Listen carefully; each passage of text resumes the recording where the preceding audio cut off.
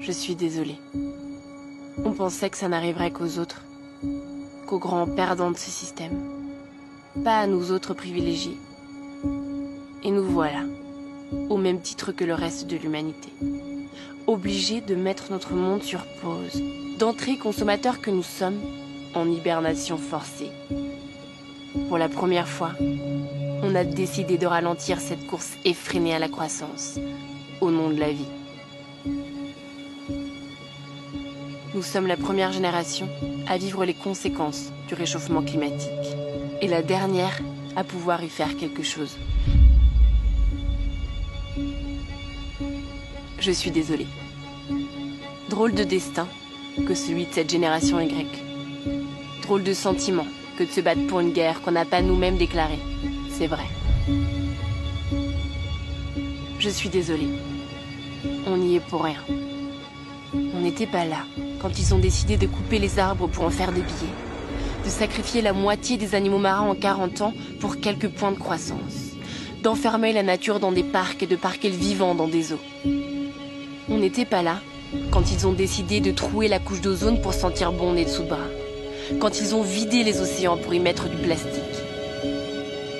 On n'était pas là quand ils ont décidé que ça valait le coup de condamner certains à la misère pour nos t-shirts à 1 euro qu'on oublie au fond des placards, quand ils ont décidé que certains métiers valaient mieux que d'autres, que pour finir les fins de mois, il fallait mieux être designer ou start-upper que paysan, infirmier ou professeur.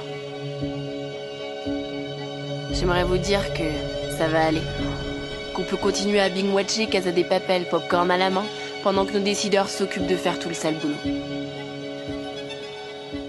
J'aimerais vous dire que la technologie sauvera le monde, que ces politiques en carton nous préparent autre chose qu'un avenir en porcelaine, que les grandes compagnies ont compris maintenant. Ça y est. Mais vous y croyez vraiment ?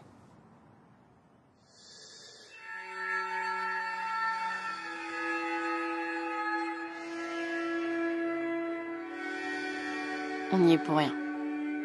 On n'y est pour rien et pourtant nous devenons complices.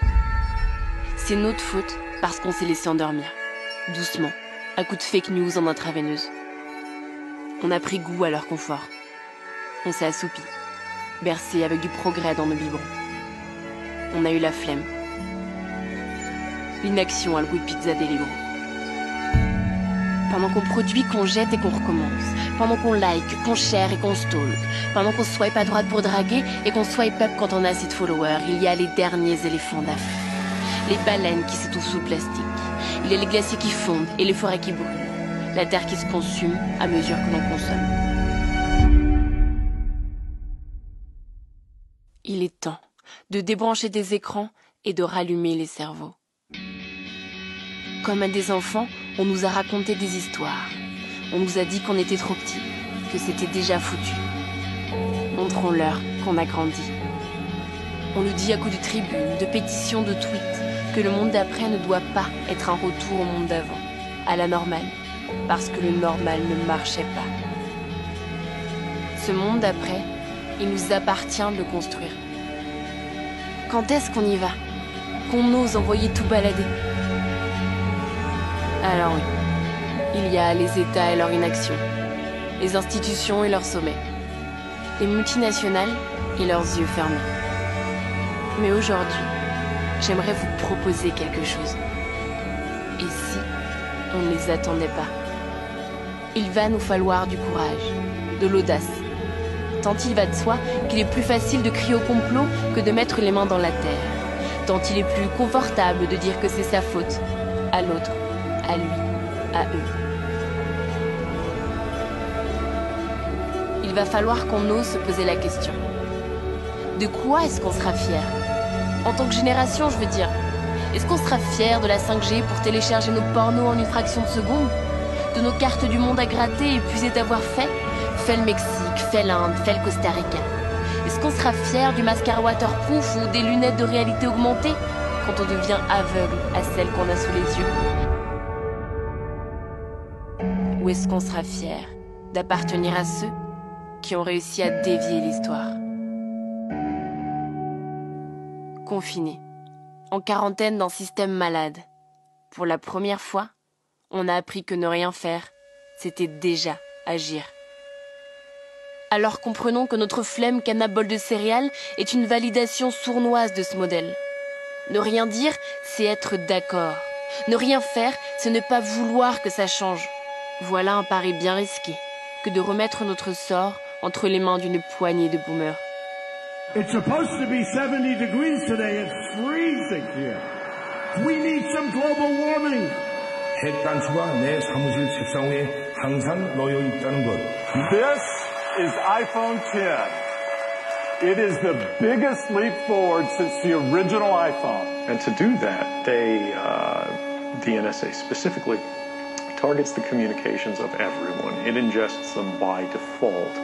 And that was a big mistake. And it was my mistake. And I'm sorry.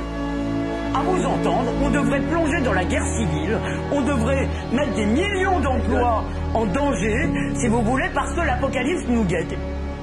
Make our planet great again.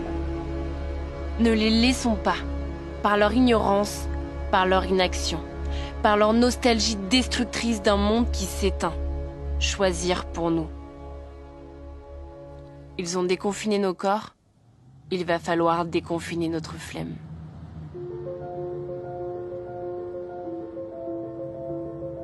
Nous, ceux dont le chez-soi ne s'arrête pas à un coin de rue ou à un lit d'hôpital.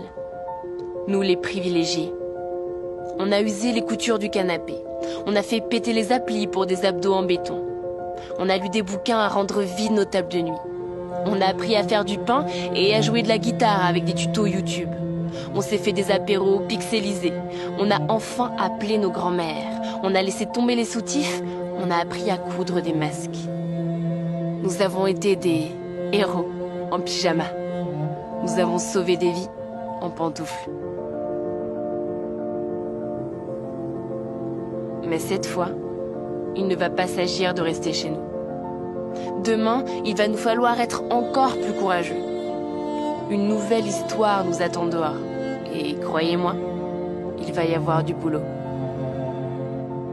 Il va falloir se bouger, sortir dans les rues, pancarte à la main, mettre les mains dans la terre et la terre dans nos programmes scolaires, descendre des avions et se réconcilier avec le Luberon, laisser les énergies fossiles dans le sol, réduire nos 4 steaks hachés par semaine et nos sushis Deliveroo du samedi soir, enfourcher les vélos, éteindre la lumière en partant, débrancher des écrans, se reconnecter au vivant. Il va nous falloir être une génération intranquille, consciente et indignée. Qu'on soit plus que quelques-uns à être écolo. Drôle de case dans laquelle on a rangé ceux qui amassaient la vie pour se battre pour elle. Sauver la planète, protéger l'environnement. Comme si on ne faisait pas partie de ce tout. Nous sommes des êtres vivants, au même titre que les autres que nous exterminons. Nous sommes la nature. Si elle disparaît, nous disparaissons avec elle. Si le jour d'après consiste simplement à refermer la parenthèse, à reprendre le cycle infernal qui a rendu possible ce virus, alors nous aurons perdu. Ça dépend de nous. Il nous appartient de prendre ce moment pour donner tort à tous ceux qui nous pensent trop petits, trop tard, trop fous. On sait déjà que ce ne sera pas facile et qu'on n'est même pas sûr de gagner. Mais franchement, est-ce que ça vaudrait pas le coup d'essayer?